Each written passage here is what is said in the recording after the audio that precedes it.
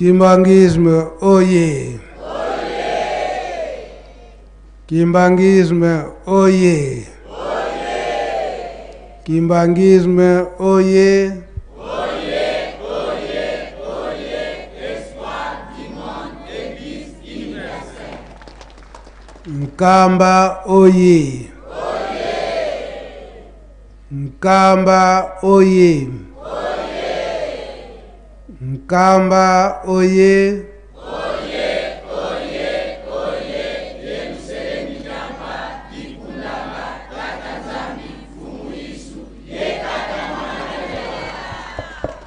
Fliki, oye!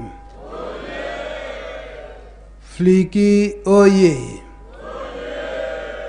Fliki, oye!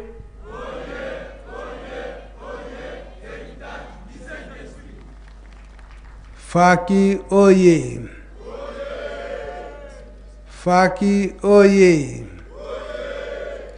Faki, oye!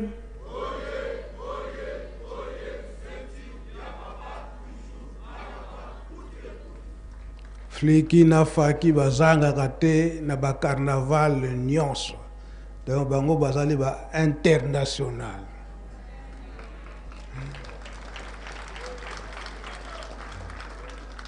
SPC, oye! SPC, oye! SPC, oye! Les appels de Papa Simon Kimbangu Kiangani. Hôtellerie, oye! Hôtellerie, oye! Hôtellerie, oye!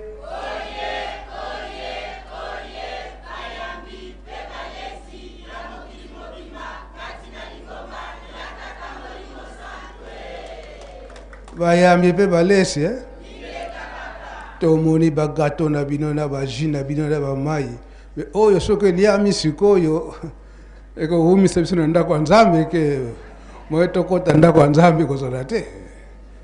Papa de la ville nga na moni kaka biloko wana eko liama kaka na poko soki ndenge isalamaka kuna. Po soki awa toko humela awa. Tomoni yango penza ki ba hôtellerie ezali nde bayambi pe bolesi. Bile tomoni yango. Transport, oye! Transport, oye! Transport, oye!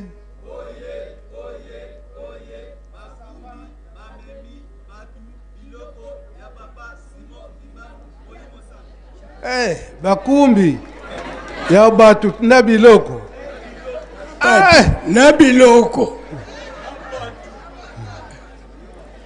Baswani sakabino mingi po soki mutu azangi place pasi soko pe biloko ekomi noki te ba protocole baswani sibini. Moi était papa. Protocole, oye! Protocole, oye! Protocole, oye!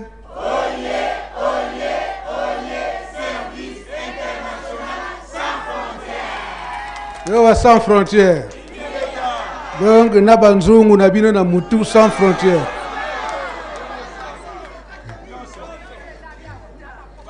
Donc soki musale l'équipe occupé transport na mutu kaka.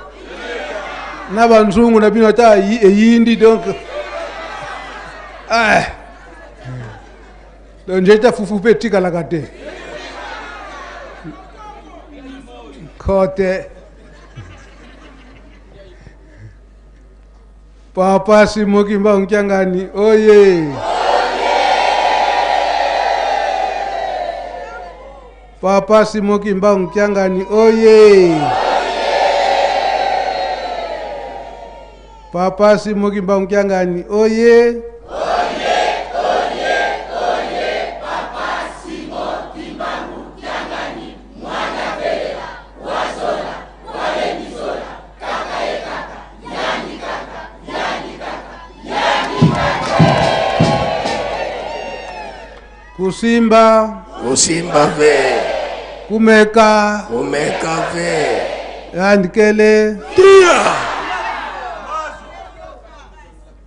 onkombo ya tata ya mwana pe tata Molimo Santo ya solo lelo tozali na date ya le 9 mars oyo biso nyonso lisanga ndenge tolobeli yango SPC hôtellerie protocole pe transport toye kozwa nde nguya ndenge nini milulu na biso ya le 22 mars oyo ezali mbotama ya mbala mibale tata Molimo Santo na kombo ya papa Diangenda Kuntima eza ndenge wana donc maso toyoki ndenge toleli na nzembo toye kolela na biso koloba ede ya date ya lelo ya le 9 mars l'an 2025 ndenge bakolobaka na Kikongo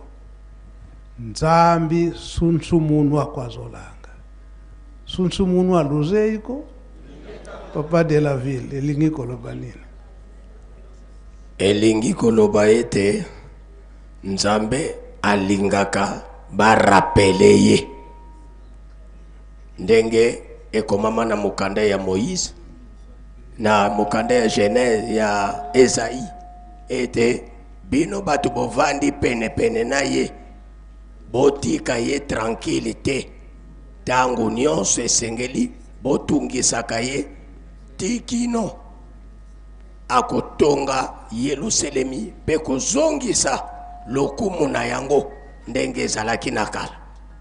Donc ndenge toye boye ndenge toyembi nzembo nde tosali rappel toningisi ye ndenge bandeko na biso bayekoli ya nkolo Yesu tango bazalaki na kati ya mai mbonge ye nkolo azokolala naye nde bake koningisa ye biso pe ndenge toye koningisa nkolo kaka wana na banza papa eza bon tolandi to tolandi te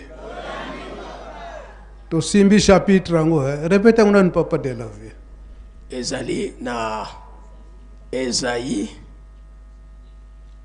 soki na bosani te fo ezala na Esaïe 62 ou Esaïe 65 kobanda na premier verset kitana se kuna nde bayebisi biso ke biso bato tovandi na yo nzambe pembeni topesa yo tango ya repote tango nyonso esengeli totungisaka yo tikino okotungulola Yerusalemi pe kozongisa lokumu na yango ndenge ezalaki na kala. Papa elebe chapitre wana tangi papa de la ville eza ndenge wana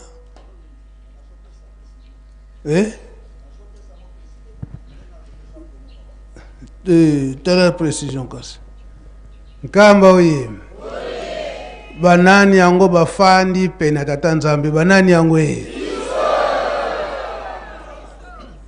nzambe tata mwana pe tata Molimo Santo bafandi wapi inoyo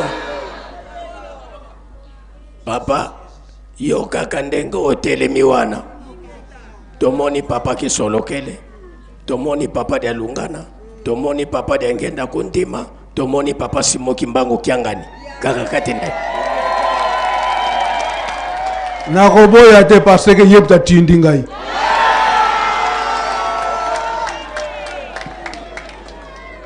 soka tinda ka ngate ni na yena ngate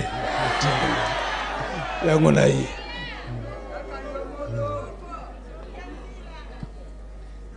solo eza penza ndengo wana biso bato fandi na Yerusalemi ba carnaval oyo tokosalaka ezali nde po na koya pembeni ya tata nzambe kolamsa bango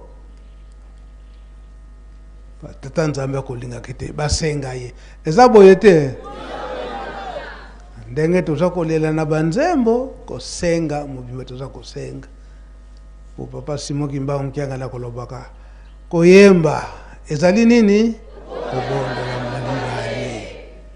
eza mpenza ndenge wana. Oui papa elebe.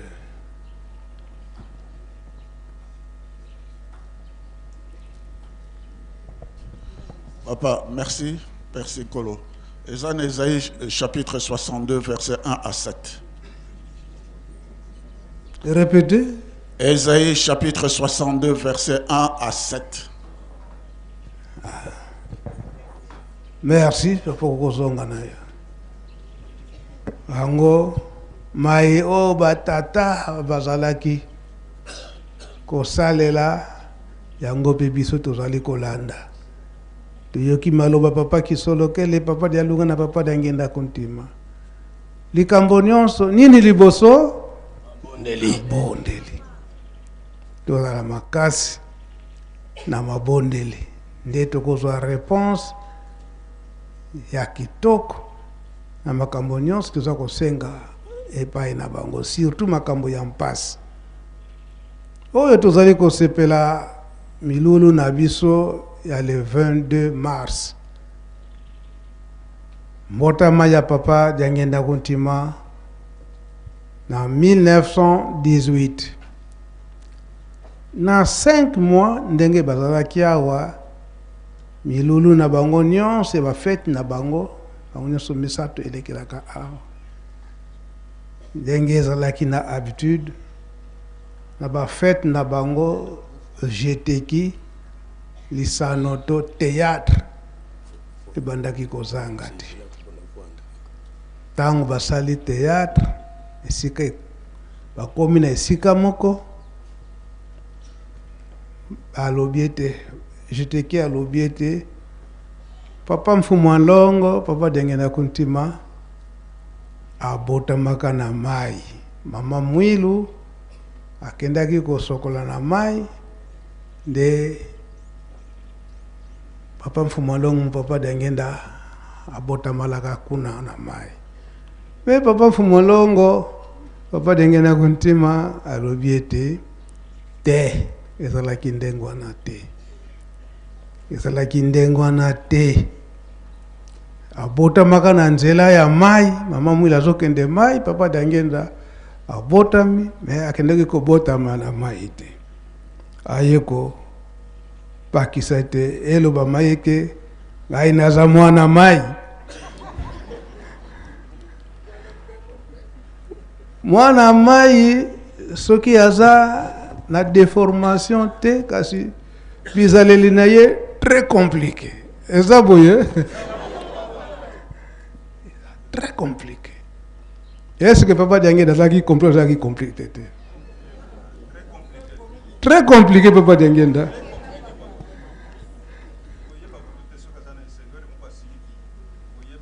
Akosilika tangu nini? Soka moni mabe asali nini? Asiliki. Yango, oui, ako compliqué. Je vais vous compliquer, je vais vous brûler. Ya lubiki yesa mwana maite. Mais tata Nzambe abongisila yango ndengwana. Donc papa Diangenda tambula na solo nde boyokani. Mais soki na lukuta be ndenge nini wana alobiki ako compliqué. Esika wana basa koloba ke papa Diangenda aza mwana mai. Abotaka maka esika nini? Carte d'Afrique. La carte d'Afrique. Eza la mai te. Oyo babana komona ike mwana mai na complication na ye. Tango jeunesse papa Diangenda ndenga kokola na ye. Donc complication ya kosala eke balingaki mabete. Yeza la papa kisolokele papa Dialunga na bandaki kolinga makama mabete na ye moko papa Diangenda. Te fona nini bazokoloba oyo bamonaki mbotama ya papa Mfumu Longo papa Diangenda Kuntima très compliqué. Ah mwala mai bae ko comparer na papa Simon Kimbangu. Baye ko comparer na papa Simon Kimbangu. Nzoka ndi papa Simon Kimbangu alobaka ete ko botama mbala mibale. Teyebi likama wana. Toyebi yango papa. Abotami na date nini? Le 22 mars 1918. 1918. Alors, voyez kanisa histoire ya papa Simon Kimbangu na 8 ans ndenge bakendaka fête kuna na kungu baboti bakena fête na kungu ukende bakendaki kuna na fête na kungu na bozongi papa Simon Kimbangu atikali na libulu moko oyo eza kuna jeteki oye toyebi libulu wana biso nyonso mpe lingomba toyebi libulu wana po papa Simon Kimbangu kiangani na l'an 2003 soki nabosani te lingomba nyonso ekendaki kuna. Donc koloba ete papa Simon Kimbangu kiangani soki akendaki so na l'an 2003 akendaki kolamusa eza boye te.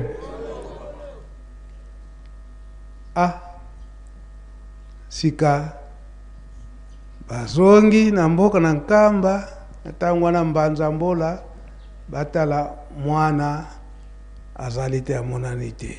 Otango balongwe na mboka kungu balongwe elongo bazopusa na tango bamoni ete atikali mwa mukesi à l'âge ya 8 ans peut-être mwana azosala ke akotine quelque part akolandene biso kobima awa mwana monani te. Bapelisi minda tango bapelisi minda bake kolanda kuna bake komona ye na libulu wana na kungu. Sikoyo batuni oye kosala nini awa libulu ya boye abina eko bimisa nde bandeko nanga awa baza na mpasi na raisonnement ya bukoko bakonsi donc bisalela mwana oyo Kimbangu ezalaka toujours très compliqué koyebisa biso ke na biso tobotami te ye azalaki na mboka oyo. Donc aleki biso na mokolo ndenge nini oyo papa koyela lobaki ete zela na pokwa po yokusinga soni na oyo kutu bapotinga tata koyela bazali awa kasi oyo kozoloba ete mboka oyo biso na tokomi awa te yo mizalelaki wana nani Nzambe bikila vingila nzwakila ubakila mkoka.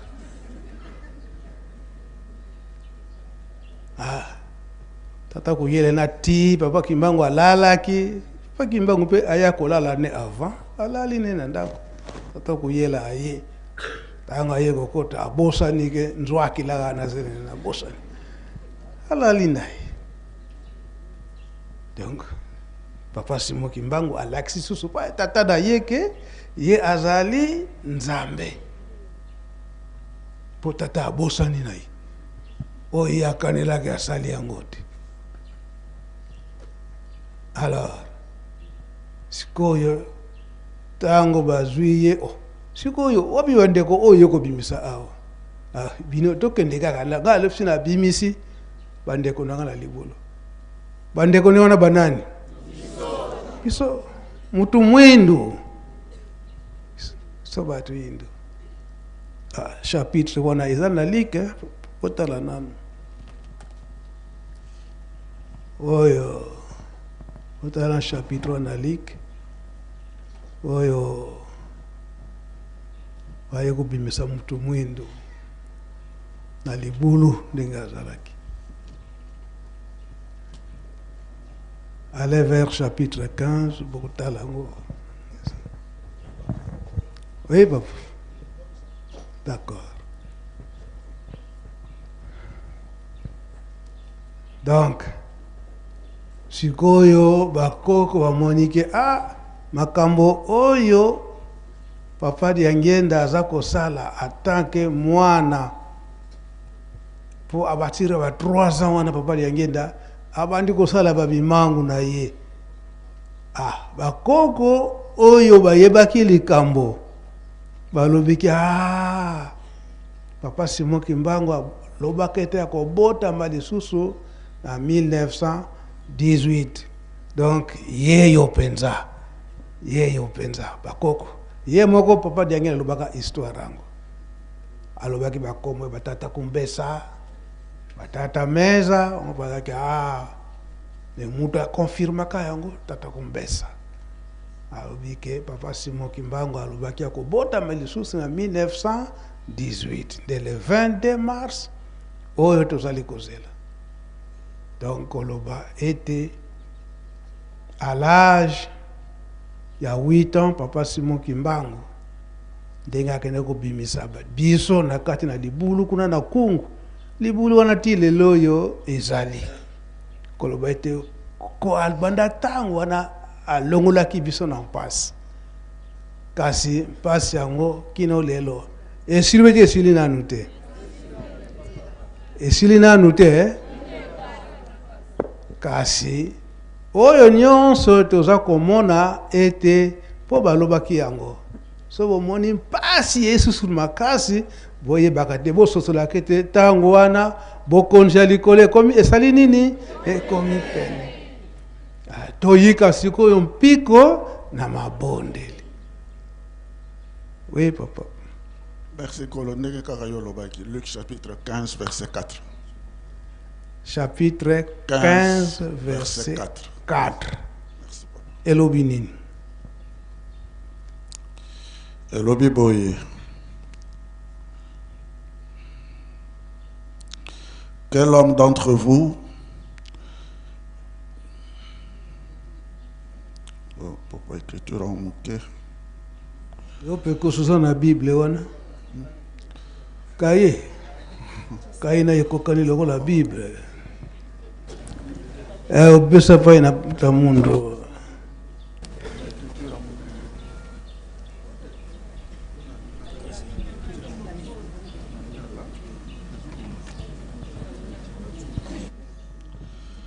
Nakobona tata mwana tata molio mosantu soki moto moko na kati na bino azali na bameme nkama moko mpe soki nkama moko mpe soki abungisi meme moko akosala nini? Akotika bamameme na ye tuku libwa na libwa na esobe mpe akokende koluka meme oyo ebungi ti akozwa yango. Voilà. 14. 15. Soki amoni yango akoyoka esengo mingi akotia meme yango na mapeka. 16. Mpe akozonga na mboka na ye na sima akobenga baninga na bato oyo bafandaka na ye pene pene bongo akoloba na bango boya to sepela namoni meme na ngai oyo ebungaka. Kimbangismo ye tolandi te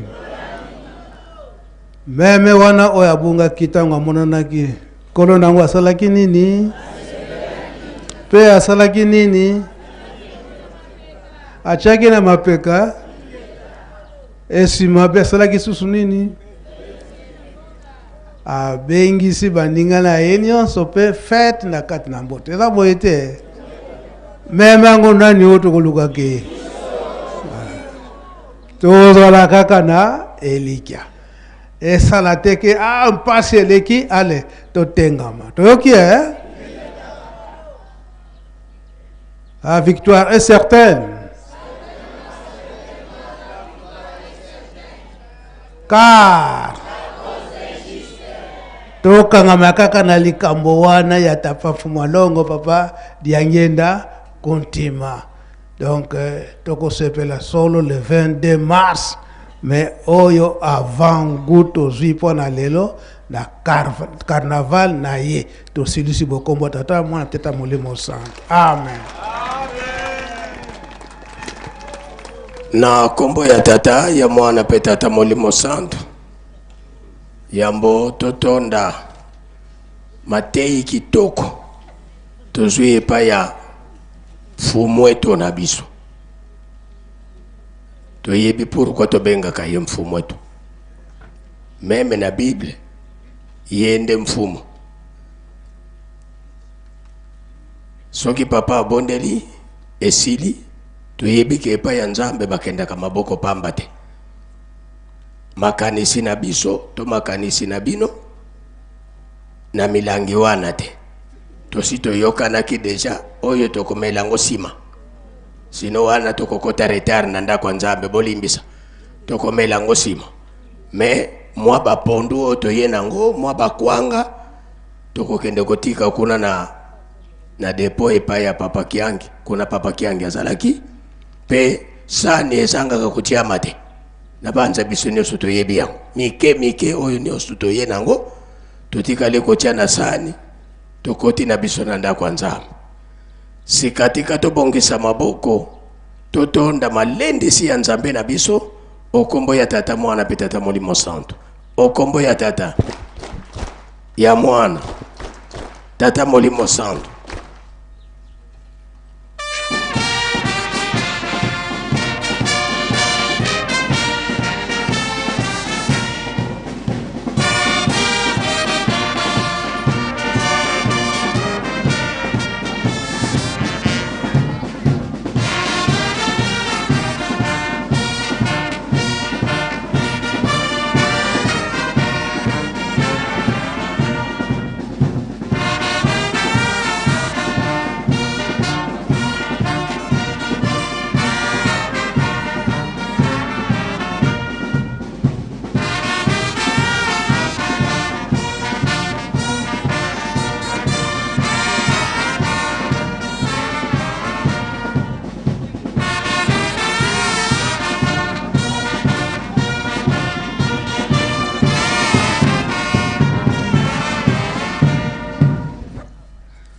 Nzambe to sindika bana bako musambu.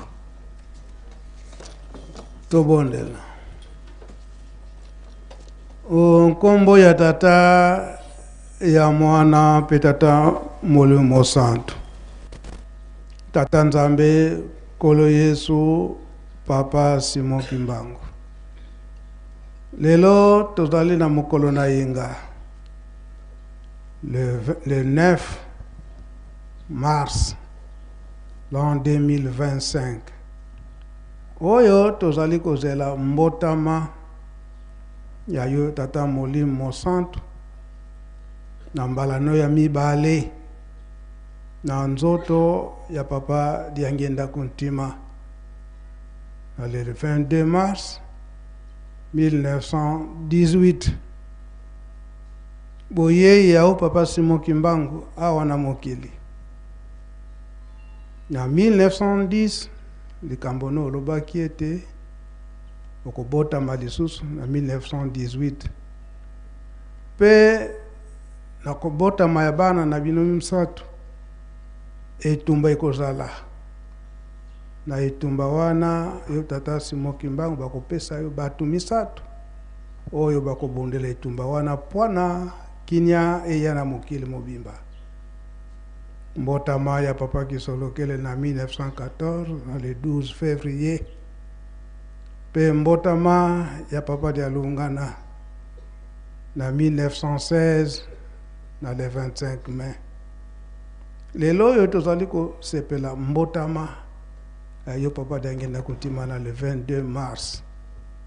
Pe na 1918 wana etumba oye bandaka na 1914.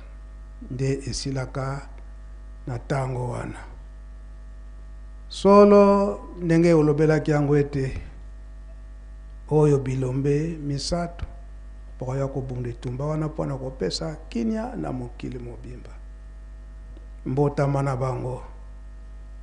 Tikino lelo yo tozali komona ete bitumba wana nanu esili kaka te na biso bana.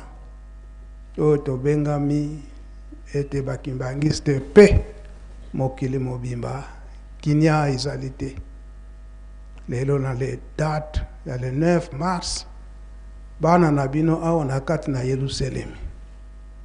Banda SPC, hôtellerie, protocole pe département ya transport oyo bapesemeli mokumba toye ndenge tolobela kiango kola musabino batata na ntina mosusu te tozali komona pasi ezali sele kokoma na mokili mobimba kinia ezali te soki totali na bitumba oyo ezali komonana na mokili mobimba kaka etali na kotangisa makila bana na bato kinia ezali te kolia malamu ezali te kombela malamu ezali te tokoki kolia eloko te oyo ekokita biso na libumu pamba te ozali koyeba te nini ekoyela yo kaka na ngonga wana ezali mpasi nzokande yo tata nzambe olobaki ete mbotama ya kolo yesu na likolo kuna nde esengo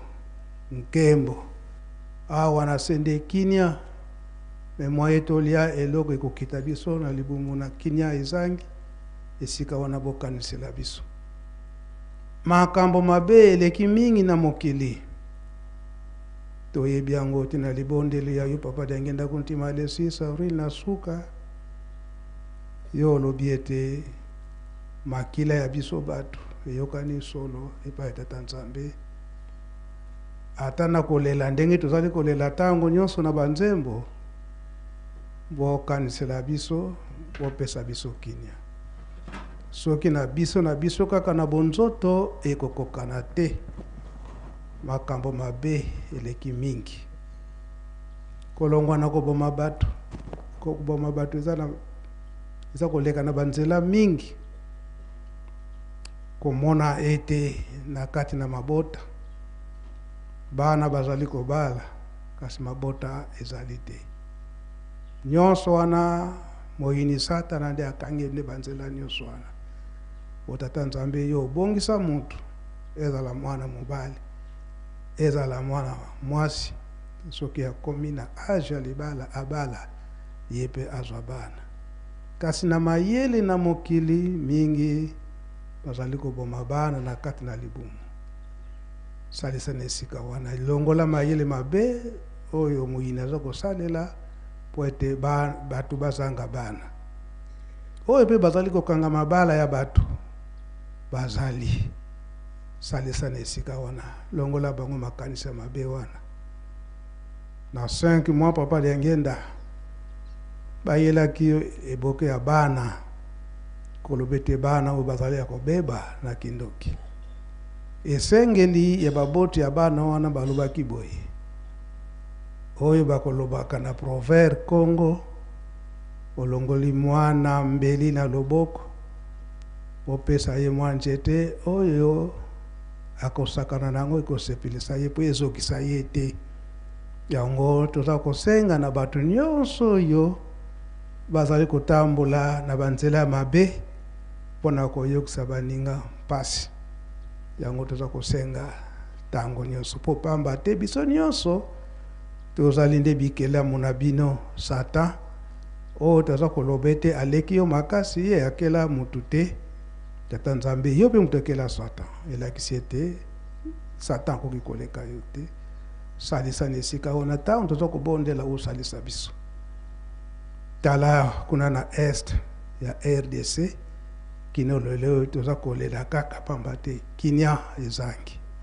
lobi na le 8 mars tosengaki na tina bamama bazoyoka mpasi kuna na este salisa na esika wana eliki ezali te ndenge tozokosenga makambo nyonso bina nde bokobongisela biso ezali komona nete bitumba mpe ye na makasi na kati na lingomba na biso bopesa biso makasi tolonga moyini po manso oyo mazali koleka bino batata bolakisaki biso bolobaki ete oyo soki eye bokosala nde boye oyo soki eye bokosala nde boye bolakisaki biso tikete ososolisa bana na yo oyo bazali kososola te tokoka kososola toyeba ete solo bino bokokosaka te pamba te bolobaki ete lingomba yo tata Simon Kimbangu yango de kopesa kinia na mokili mobimba tikete baye oyo bakotaki na lingomba po ete bakokosa bana na bato bino ndenge boyebi ndenge nini bakotelaki na mayele na bango na mayele wana pe yo tata Molimo Santo okobimesila bango po ete bana na yo oyo tata Simon Kimbangu toteya na kinya likambo na yo eliki ezali ete manso tosengi bino si bobongisili biso yango toyokolela epa bino basato ya bule onkombo ya tata mwana pe tata Molimo Santo. Amen. Twende nukiambote.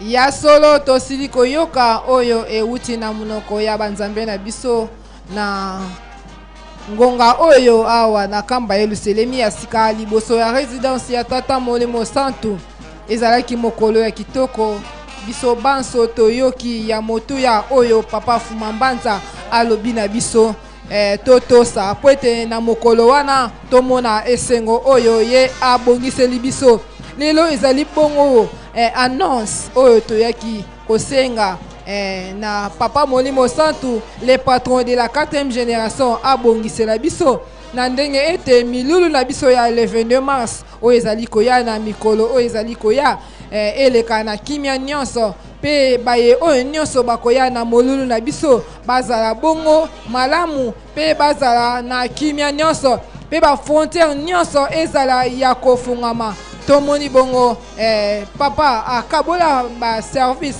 akabola ba biloko ba groupe na ba fete nyonso oyo tozali komona pe toyokaka tango nyonso tozali na yango na lingomba na biso.